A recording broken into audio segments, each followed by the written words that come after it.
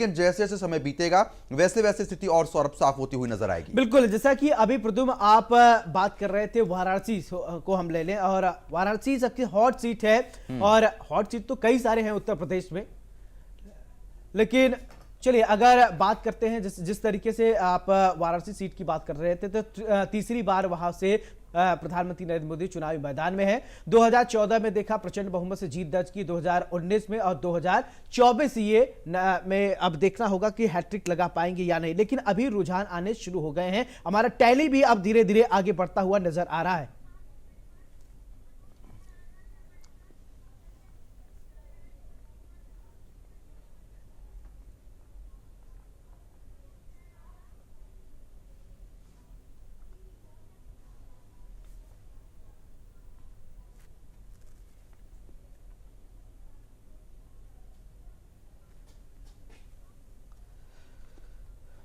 तो चलिए, हमारे तीन सहयोगी ग्राउंड जीरो से जुड़ रहे हैं और पल पल की अपडेट आप तक पहुंचाएंगे। मनोज चाहर आगरा से जुड़ रहे हैं, संजय बहराइच से जुड़ रहे हैं, रवि कुमार लखनऊ से हमारे साथ जुड़ रहे हैं। तो सबसे पहले रवि, बताइए क्या कुछ अपडेट है आपके पास? जी बिल्कुल, काउंटिंग शुरू हो चुकी है और धीरे धीरे रुझान आने शुरू हो जाएंगे। और जिस तरीके से इंतजार था, चाहे लखनऊ की बात करें, वाराणसी की बात करें, रायबरेली, अमेठी की बात करें, तमाम सारे उत्तर प्रदेश के ऐसे जिले, कन्नौज और मैनपुरी है, तो ऐसे कई ऐसे जिले हैं, लोकसभा सीटें हैं, जिसको लेकर लोगों में उत्सुकता है कि आखिर रवि, मेरी आवाज आप सुन पा रहे हैं? अगर सुन पा रहे हैं, क्या कुछ ताजा अपडेट है, जल्दी से बताएं दर्शकों को।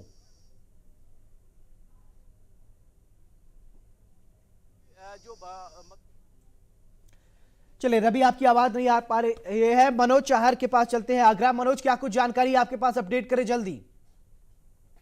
8 बजे सौरभ और मतगणना शुरू हो गई है, रुझान आना शुरू हो गया। लगातार जो 56 यहाँ पर टेबल बनाई गई है, जिसमें 32 राउंडों में फतेहपुर सीकरी की गणना होनी है, वो आगरा लोकसभा की गणना होनी है, तो वहीं 28 राउंडों में फतेहपुर सीकरी की गणना होनी है। तो कहीं ना कहीं साफ तौर पर कह सकते हैं, अगर सुरक्षा व्यवस्था की बात करें तो तमाम त्रिस्तरीय लेयर सुरक्षा व्यवस्था की बनाई गई, अर्धसैनिक बल तैनात किया गया, पीएसी के जवान तैनात किए गए, सिविल पुलिस लगाई गई है। तो कहीं ना कहीं कह सकते हैं शांतिपूर्ण तरीके से मतदान कराने के लिए यहाँ पर आगरा पुलिस और प्रशासन ने कमर कस ली है। अगर बात करें प्रत्याशियों की, लगातार प्रत्याशियों की जो धड़कन है वो तेज है। लगातार जो उनके एजेंट्स हैं वो सब मतगणना स्थल पर पहुंच चुके हैं और लगातार जिस तरीके से अपनी जो जीत की इंतजार जो था वो अब समाप्त होने की ओर है। क्योंकि सबसे पहले अगर बात करें तो आगरा में आगरा फतेहपुर सीकरी लोकसभा सीट का जो मतगणना है वो संपूर्ण की जाएगी। सबसे पहले रिजल्ट जो आएगा वो फतेहपुर सीकरी का आएगा। तो कहीं ना कहीं साफ तौर पर छुटपुट जो घटना है, लगातार जिस तरीके से देखा गया, पुलिस ने जो गठबंधन प्रत्याशी था फतेहपुर सीकरी से, उसको रोकने का प्रयास किया, उसकी गाड़ी को अंदर जाने का प्रयास नहीं किया,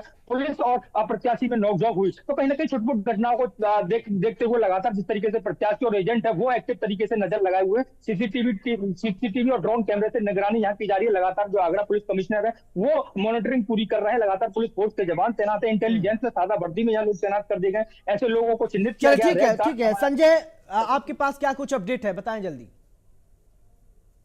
जी बिल्कुल सौरभ, मैं देखिए आपको बता दूं कि 8:15 हो चुका है और बहराइच में मतगणना का कार्य शुरू हो चुका है। स्ट्रांग रूम से ईवीएम मशीनें निकाली जा चुकी हैं और जितने भी मतगणना कार्मिक हैं वो अपने ड्यूटी पर लग चुके हैं। मैं अपने सहयोगी सुमन से कहूंगा कि वो दिखाएं।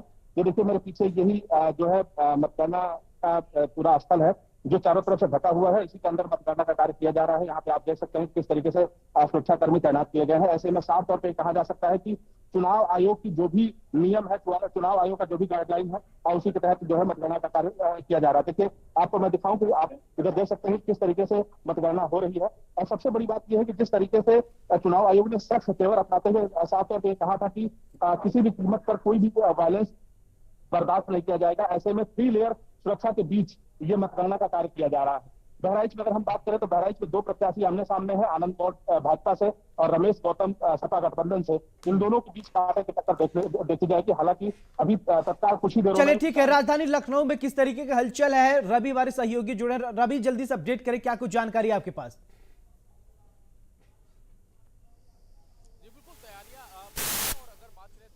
तरीके से भीषण गर्मी हो रही है उसको लेकर भी निर्वाचन आयोग की तरफ से निर्देश दिए गए हैं, पानी की व्यवस्था की जाए और किसी प्रकार की दिक्कत का सामना न करना पड़े। हालांकि मौसम भी थोड़ा सा ठीक है। दोनों ही पार्टियों के जो लोग हैं, यानी यूं कहें कर बीजेपी और सपा के लोग हैं, वो उत्सुकता के साथ नजर गड़ाए बैठे हैं कि आखिर जब रुझान आने शुरू होंगे तो साफ होगा कि किस पार्टी का नेता है वो आगे चल रहा है। हालांकि राजनाथ सिंह लखनऊ लोकसभा सीट से चुनाव लड़ रहे हैं, उसके अलावा उनके सामने इंडिया गठबंधन के जो रविदास मेहरोत्रा है, उसके अलावा बसपा के प्रत्याशी हैं, उसके अलावा बाकी लोग भी हैं। लेकिन अगर दूसरे मोहनलालगंज लोकसभा सीट की बात करें तो कौशल किशोर हैं, उनके सामने आर के चौधरी हैं। कौशल किशोर तीसरी बार बीजेपी के टिकट पर चुनाव लड़ रहे हैं। वही कौशल किशोर के सामने जो है वो आर के चौधरी हैं, जो कि इंडिया गठबंधन के प्रत्याशी। तो जाहिर है कि रुझान अभी आने शुरू ही होंगे कुछ देर, क्योंकि 8 बजे मतगणना। चलिए आपको रोकना चाहूंगा, एक बड़ी जानकारी आ रही है ब्रेकिंग सेंटर के रुख करते हैं, जहां से मेरे सहयोगी प्रद्युम्न जुड़ रहे हैं। प्रद्युम्न, क्या कुछ जानकारी आ रही है आपके पास? देखिए, इसी बीच एक बड़ी जानकारी आ गई है सौरभ। आपको बता दें कि अरुण गोविल इस समय आगे चल रहे हैं। ये तमाम बड़े अपडेट्स निकलकर सामने आ रहे हैं। फिलहाल आपको बता देते हैं मऊ से देखिए राजीव राय लगातार आगे चल रहा है, ये बड़ी जानकारी है। रुझान लगातार आ रहे हैं। मेरठ की बात करते हैं, अरुण गोविल आगे चल रहे हैं। देखिए सौरभ, जिस तरीके से अरुण गोविल को मैदान में उतारा गया, और इसी बीच बड़ी खबर देखिए रायबरेली से राहुल गांधी भी आगे चल रहे हैं और स्मृति ईरानी भी इस समय आगे हैं। कन्नौज से अखिलेश यादव आगे चल रहे हैं। तो ये तमाम अपडेट्स है। मऊ से राजीव राय आगे चल रहे हैं। सौरभ, जिस तरीके से हम लगातार दर्शकों को बता रहे हैं। चले इसी बीच दिनेश शर्मा क्या कुछ कह रहे हैं, आपको सुनवाते हैं।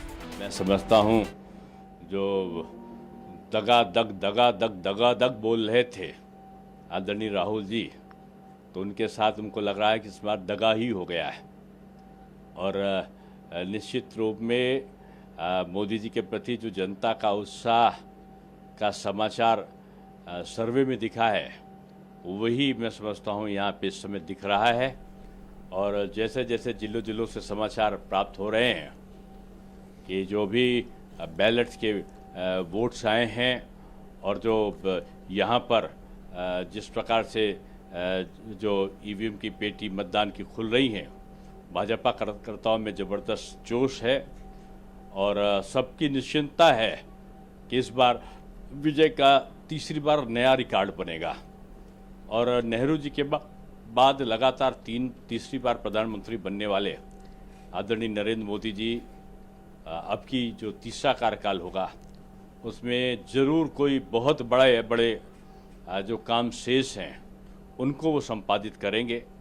और मैं यही कह सकता हूँ कि जो जातिवाद का, जो संप्रदायवाद का, जो झूठे दुष्प्रचार का कि ये भाजपा आई तो भाजपा जो है वो संविधान बदल देगी, मैं समझता हूँ कि जनता ने इस प्रकार के झूठे जो भ्रम फैलाने वाले उनके संदेश थे इंडी गठबंधन के, उस पर विश्वास नहीं किया है। और जो उन्होंने संविधान को बदलने का काम इंडी गठबंधन के लोगों ने ओबीसी और एससी के मतदाताओं, ओबीसी और एससी के कोटे से, जो आरक्षण का कोटा था उनका, उसमें से जो मुस्लिम वर्ग के सामान्य लोगों को जो उन्होंने आरक्षण कर्नाटका में और आंध्र प्रदेश में दिया था, और बाबा साहब भीमराव अंबेडकर की इस भावना के कि आरक्षण संप्रदाय के आधार पर नहीं हो सकता, जाति के आधार पर होगा, फिर भी उन्होंने संप्रदाय के आधार पर देखकर जो संविधान को का उल्लंघन किया है, जनता ने निश्चित रूप में इंडी गठबंधन को इसीलिए दंड दिया है। बीजेपी मुस्लिम का वर्ग का, मुस्लिम बंधुओं की विरोधी नहीं है। सबका साथ, सबका विकास, सबके लिए प्रयास हमारा नारा है। सभी जाति धर्म को पहले भी दिया था, भविष्य में भी देंगे कि राशन है, सबके लिए है। हिंदू और मुसलमान जाति पूछ कर नहीं देते। मकान है, चाहे सुरक्षा कवच है, सबको देते। लेकिन संविधान के अंतर्गत जो सामान्य वर्ग के मुस्लिम को पिछड़े और अनुसूचित वर्ग के हिंदुओं के कोटे में से जो आरक्षण देने का काम कांग्रेस और समाजवादी पार्टी और डीएमके के लोग कर रहे हैं, उसका विरोध भाजपा ने किया है। भाजपा ने कभी भी जो ओबीसी के जो मुस्लिम हैं उनको जो आरक्षण दिया जा रहा है, अभी वर्तमान में उत्तर प्रदेश में भी दिया जा रहा है, उसका विरोध कभी नहीं किया। लेकिन जो संविधान का उल्लंघन करके किया गया उसका विरोध किया था। और जनता ने इस बात के लिए कांग्रेस को, समाजवादी पार्टी को और तृणमूल को दंड भी दिया है। सर, इंडिया गठबंधन जैसे सपा और कांग्रेस का कहना प्रदेश में वो 60 सीटें निकाल रही है, सपा और कांग्रेस का कहना। हमको लगता है कि वो भाजपा कहना भूल गए कि भाजपा निकाल रही है। हालांकि भाजपा तो इससे कहीं ज़्यादा निकाल रही है। अब बहुत दावों का समय नहीं रह गया है। अब देखिए इस समय तक का मतपेटियाँ भी खुलने लगी हैं, ईवीएम की भी खुल रही हैं, तेज़ी से ट्रेंड भी आना शुरू हो गए हैं और मैं समझता हूँ कि भाजपा के पक्ष में जिस रफ्तार से ट्रेंड क्या आना शुरू हुए हैं, आपको सपा के दावों की सत्यता पता चल जाएगी।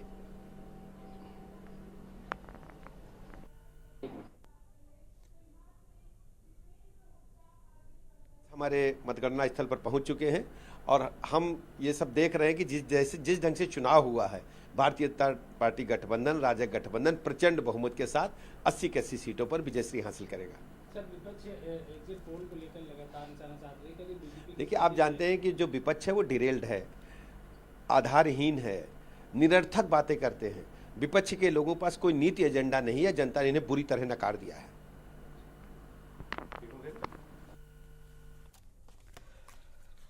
तो आपको, जैसा कि अब 3 लेयर की सुरक्षा की बात हो रही, हम भी आपको 4 लेयर में जानकारी पहुंचा रहे हैं। आउटपुट, ब्रेकिंग सेंटर, फिर इस बाद ग्राउंड जीरो स्टूडियो से हम भी आपको लगातार जानकारी पहुंचा रहे हैं। अभी आप सुन रहे हैं हमारी मुख्यमंत्री पूर्व डिप्टी सीएम को आप सुन रहे थे। इसके बाद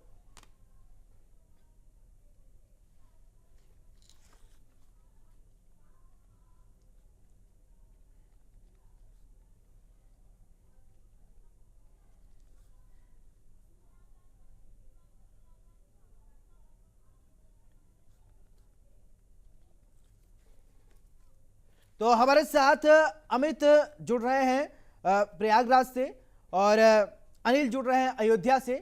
और चलिए, सबसे पहले अमित, आपके पास आते हुए क्या कुछ जानकारी ताजा अपडेट करें दर्शकों को।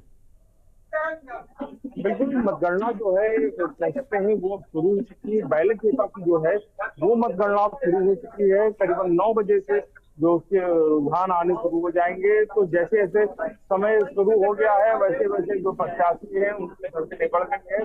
प्रयागराज में 2 लोकसभा जो सीटें हैं, चाहे फूलपुर की बात की जाए और चाहे इलाहाबाद सीट, ये दोनों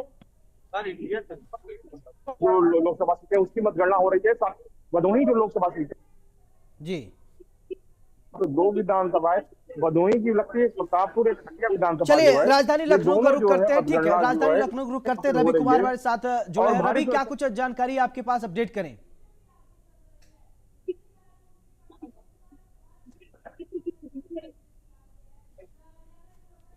वो पूरी कर ली गई। हालांकि कुछ ही समय बाद माना जा रहा है कि जो रुझान है वो आने शुरू हो जाएंगे। लेकिन अभी मतगणना की अभी शुरुआत ही हुई है, चूंकि 8 बजे है और जैसे जैसे माना जा रहा है कुछ वक्त गुजरने के साथ ही जो तस्वीरें वो साफ होनी शुरू हो जाएंगी कि लखनऊ की जो 2 लोकसभा सीटें हैं, लखनऊ लोकसभा सीट की बात करें या मोहनलालगंज की लोकसभा सीट की बात करें, तो कौन प्रत्याशी आगे चल रहा है। लेकिन दोनों ही जगह पर माना जा रहा है कि टक्कर होने वाली।